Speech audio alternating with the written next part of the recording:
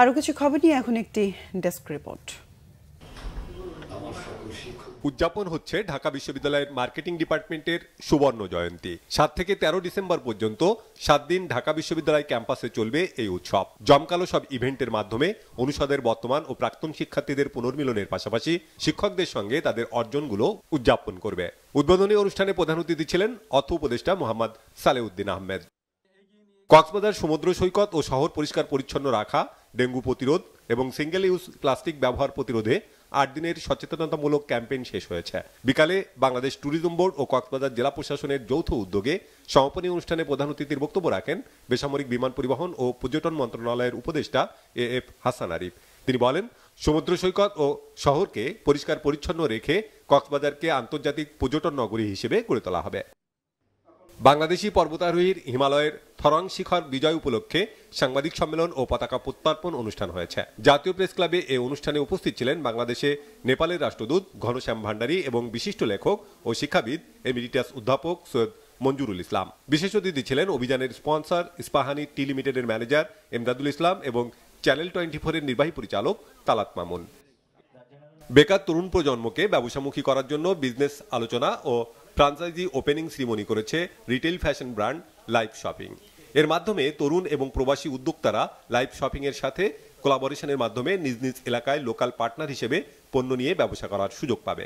Live shopping এর প্রতিষ্ঠাতা তরুণ fashion influencer Ashiq খান জানান, অডিয়েন্সের চাওয়াকে গুরুত্ব দেয় লাইভ শপিং। উপস্থিত ছিলেন তথ্য প্রযুক্তি লেখক রাহিতুল ইসলাম এবং রিটেল ক্লথিং ব্যবসা ও আরএমজি ইন্ডাস্ট্রির অন্যান্য ব্যক্তিবর্গ। 4 দিনব্যাপী ফেস্টিভ্যাল করেছে সাউথ এশিয়া বিশ্ববিদ্যালয়। এ উপলক্ষে র্যালি, মানববন্ধন, বিনামূল্যে চিকিৎসা সেবা ও সাংস্কৃতিক অনুষ্ঠান হয়। মানববন্ধনে বিশ্ববিদ্যালয়ের সামনে একটি ফুটওভার ব্রিজ নির্মাণের দাবির পাশাপাশি জুলাই বিপ্লবে আহতদের দ্রুত চিকিৎসার আহ্বান জানানো হয়। সমাপনী দিনে বিভিন্ন বিভাগের স্টল পরিদর্শন করেন বিশ্ববিদ্যালয়ের উপাচার্য। বরণ করে নেওয়া হয় নতুন শিক্ষার্থীদের।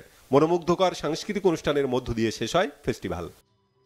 ভারতীয় গণমাধ্যমে বাংলাদেশ নিয়ে চালানো অপপ্রচার ঠেকাতে গণমাধ্যম কর্মীদের যার যার অবস্থানে থেকে জোরালো ভূমিকা রাখার আহ্বান জানিয়েছেন বাংলাদেশ সাংবাদিক কল্যাণ ট্রাস্টের ব্যবস্থাপনা পরিচালক মোহাম্মদ আব্দুল্লাহ। খুলনা সার্কিট হাউসের সম্মেলন কক্ষে অনুষ্ঠিত সভায় সভাপতিত্ব করেন খুলনার অতিরিক্ত জেলা ম্যাজিস্ট্রেট দীপঙ্কর দাস।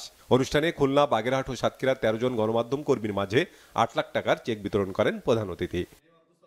চাঁপাইনবাবগঞ্জের চর বাগডাঙ্গা ইউনিয়ন বিএনপির ত্রিবার্ষিক সম্মেলন অনুষ্ঠিত হয়েছে। বিকালে চর বাগডাঙ্গা উচ্চ বিদ্যালয় মাঠে এতে প্রধান অতিথি ছিলেন জেলা বিএনপির আহ্বায়ক মোহাম্মদ গোলাম জাকারিয়া। বিশেষ অতিথি ছিলেন সদর উপজেলা বিএনপির আহ্বায়ক মোহাম্মদ আমিনুল ইসলাম ও সদস্য সচিব মোহাম্মদ জহুরুল হক বিশ্বাস বুলু। টাঙ্গাইলের মির্জাপুরে বিএনপির জনসমাবেশ অনুষ্ঠিত হয়েছে। গোড়াই ইউনিয়ন বিএনপির উদ্যোগে এ সমাবেশ হয়। এতে প্রধান অতিথি ছিলেন বিএনপির নির্বাহী কমিটির শিশু বিষয়ক সম্পাদক আবুল কালাম আজাদ। সভাপতিত্ব করেন গোড়াই ইউনিয়ন বিএনপির সভাপতি খন্দকার নুরুল ইসলাম নুরু। মুন্সিগঞ্জের টঙ্গিবাড়িতে শহীদ জিয়া স্মৃতি ফুটবল টুর্নামেন্টের ফাইনাল খেলা ও পুরস্কার বিতরণী অনুষ্ঠিত হয়েছে।